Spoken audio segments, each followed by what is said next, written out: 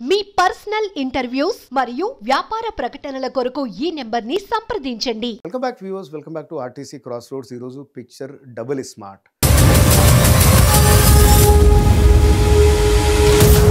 Smart Shankar అనే సినిమా 2019లో వచ్చింది. దాని మీద పెద్ద ఎక్స్పెక్టేషన్స్ లేకుండా, కానీ అది ఒక బ్లాక్ బస్టర్ అయింది. ఈరోజు Puri Jagannadh after his disastrous movie Liger, అట్లాగే రామ్ తన లాస్ట్ ఫిల్మ్ కూడా యావరేజ్గా ఆడింది. సో వీళ్ళు ఇద్దరి ఫ్యాన్స్ వీళ్ళు కూడా డబుల్ స్మార్ట్ మీద చాలా హోప్స్ పెట్టుకున్నారు. డబుల్ స్మార్ట్ డబుల్ ధమాకా ఇస్తుందా, డబుల్లీ హిట్ అవుతుందా అనేది వాళ్ళ ఎక్స్పెక్టేషన్. కానీ అది కాలేదనే చెప్పాలి. బట్ ఈ ఫిల్మ్ హోల్సమ్ ఎంటర్టైన్మెంట్ ఇస్తుంది, మిమ్మల్ని కుర్చీలో కూర్చోబెడుతుంది, ఒక 2.5 hours అయితే ఎంగేజ్ చేస్తుంది. Great production values, Rams energy and swag, Telangana slang, energetic dances and action sequences, ఇవన్నీ కూడా సినిమాకు ఒక 40% మార్క్స్ తెస్తాయి. గుంజి కొడితే గుడ్డు గులాబ్ జామ్ అవుతుంది. అయితే ఈ స్మార్ట్ శంకర్ సినిమా ఏది ఉందో దానికి ఇది కంటిన్యూషనే. సో దేర్ఫోర్ ప్రేక్షకులకు అందరికీ కథ మీద అవగాహన ఉంటుంది. తెలిసిన కథే కాబట్టి, ఇందులో నావెల్టీ లేదు కాబట్టి screenplay should have been taught.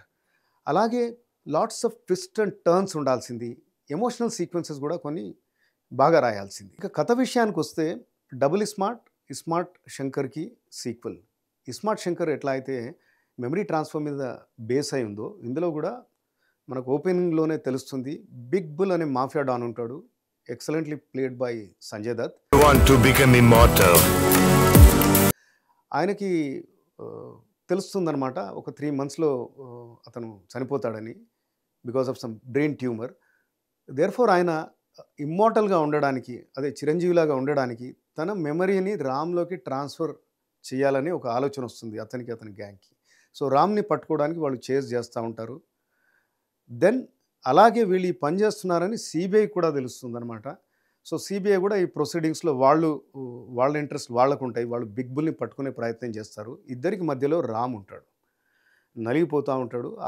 ఆ సంఘర్షణ అనేది ఉంటుందన్నమాట. సో రామ్ ఈ ఇద్దరి ఎత్తుల నుంచి తనకు ఒక గోల్ ఉంటుంది. తన గోల్ని ఈ ఇద్దరిలోంచి దాటుకొని అచీవ్ చేయగలుగుతాడా అనేది పిక్చర్. సినిమాకి plus points, amazing production values, cinema అంతా రిచ్గా కనబడుతుంది. అలాగే రామ్ ఈ సినిమాని తన భుజాల మీద మోస్తాడు. మనకి తెలుసు ఆయన గ్రేట్ డాన్సర్ అండ్ యాక్షన్ సీక్వెన్సెస్లో కూడా చాలా ఈజ్ ఉంటుందని.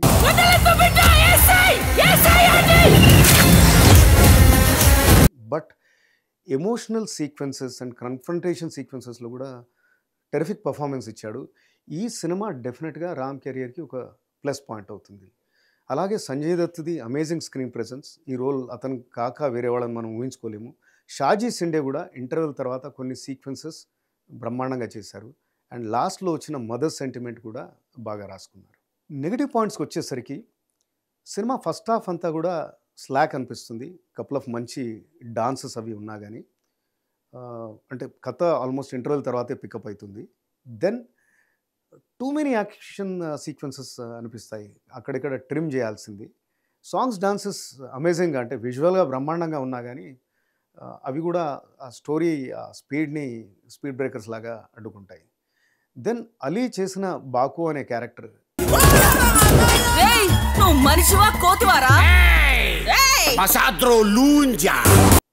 అదొక కామెడీ వేరే లైన్గా తీసుకున్నారు వాళ్ళు.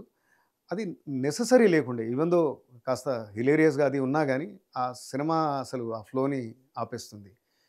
అండ్ డైలాగ్స్ అవి వల్గారిటీ ఒక రేంజ్ మించి ఉన్నాయి. అక్కడ కూడా కాస్త శ్రద్ధ తీసుకోవాల్సింది. అండ్ ఈ సినిమాని ఒక 10-15 minutes ట్రిమ్ చేసినా బాగుండేది.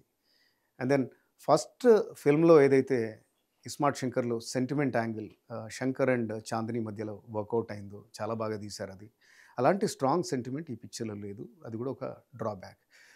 పోతే ఈ సినిమాకి నా rating 2.75/5. Thanks for watching this. See you soon.